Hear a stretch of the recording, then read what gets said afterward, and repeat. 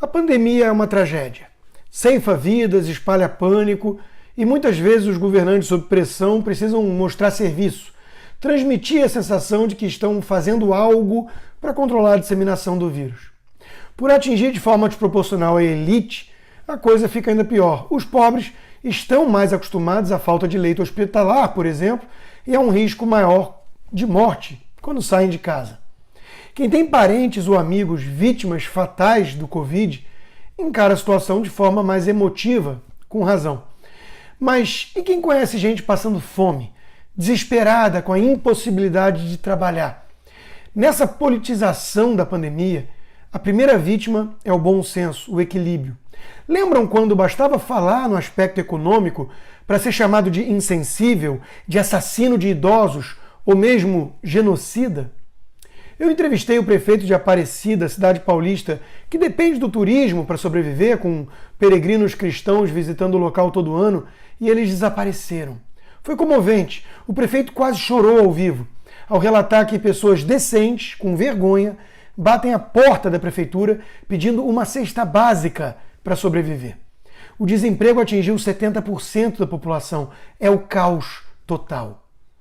O Brasil virou o patinho feio nessa nova onda, provavelmente por conta da variante mais agressiva. E isso gera mais medo e revolta. É compreensível. Em tragédias, costumam demandar algum bode expiatório para ser sacrificado como culpado pela desgraça. O alvo, claro, é o presidente Bolsonaro. Sua postura no começo da pandemia em nada ajudou, sem dúvida. Mas há também muito oportunismo nisso tudo. Porque a mídia, por exemplo, segue com a contagem de óbitos com Covid desde o começo da pandemia e não de forma anual, como ocorre com todas as demais causas de morte. Quantos já morreram de influenza desde o começo do surto lá atrás, por exemplo? Vamos ficar nessa contagem mórbida até quando? Até 2022? Se governadores tiveram autonomia garantida pelo STF, por que a culpa seria do presidente? A gestão de João Dória é um fracasso. O estado de São Paulo bateu um novo recorde nessa pandemia. Quase 680 mortes em um único dia. Dória seria então o governador mais inepto do Brasil na condução da pandemia. Dória teve autonomia, repito, garantida para impor as restrições que ele defende e que, de fato, ele impôs ao seu estado. Ele também se vangloriou da vacina chinesa, que seria a grande cura, a salvação, a panaceia, e que ele ia inspecionar a cada novo recebimento de insumos diante das câmeras de TV. Ele vai culpar Bolsonaro por esse resultado ruim agora? Alguém acha mesmo que o povo paulista vai às ruas porque o Bolsonaro fala alguma coisa e não por necessidade extrema? Ou por decisão própria? Por que seriam influenciados por um e não pelo outro? Falta vacina no mundo todo. O Brasil é o 5º país que mais vacinou. Lembrando que aqui o número absoluto faz sentido, uma vez que a quantidade de vacina é limitada e tem que servir para todos. Na Alemanha, muitos desconfiam da vacina. E não pode ser culpa de Bolsonaro, certo? Na França, idem, uma tradição que vem de longa data e que piorou com as novas tecnologias.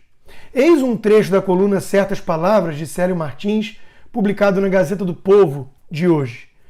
Entre os desafios das autoridades sanitárias para acelerar a imunização está a desconfiança de muitos franceses em relação às vacinas em geral, e no caso específico da Covid-19, a nova geração de imunizantes, com base em RNA mensageiro.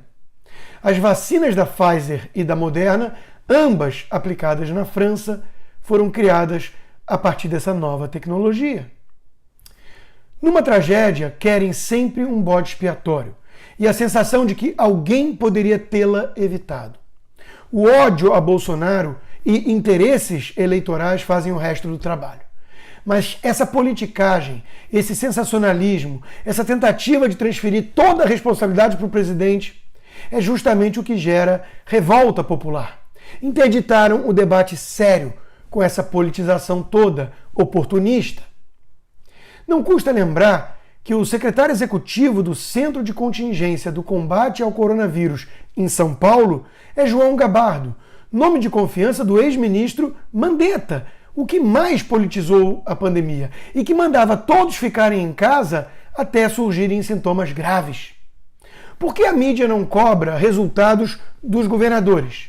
Basta demonstrar preocupação com as vidas e monopolizar a fala em nome da ciência? Basta a imagem, a aparência, a retórica? Dória está tão obcecado com a politização que resolveu atacar Bolsonaro em inglês. Eu li a mensagem do governador e de cara perguntei, por que ele está prestando solidariedade às famílias brasileiras em inglês? E logo depois, na outra mensagem, veio a explicação óbvia. Mais uma politicagem barata de um demagogo tentando responsabilizar o presidente perante a mídia internacional e fugindo da sua própria responsabilidade. Novamente, a pergunta que não pode ser calada. Onde estão os hospitais de campanha que os governadores construíram?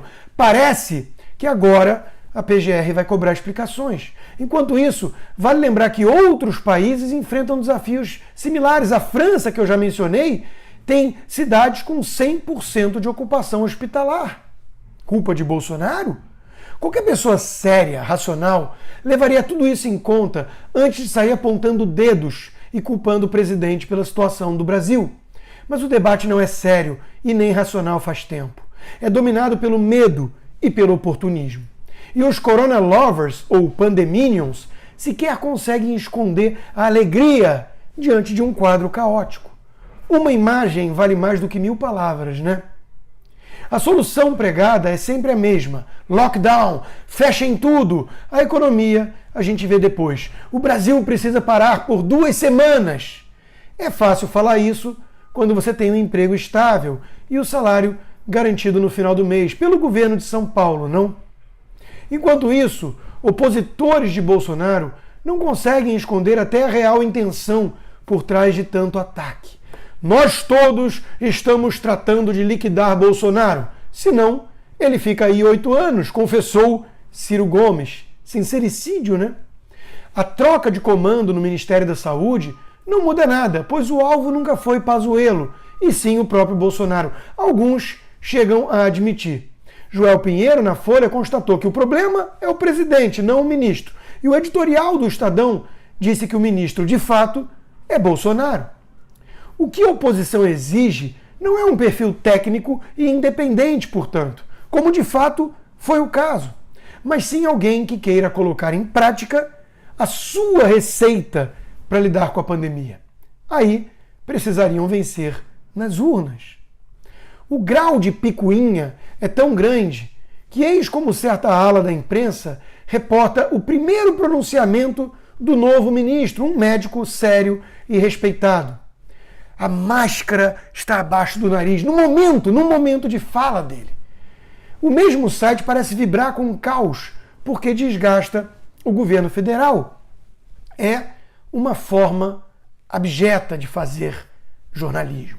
Mas não é só um site menor de fofocas.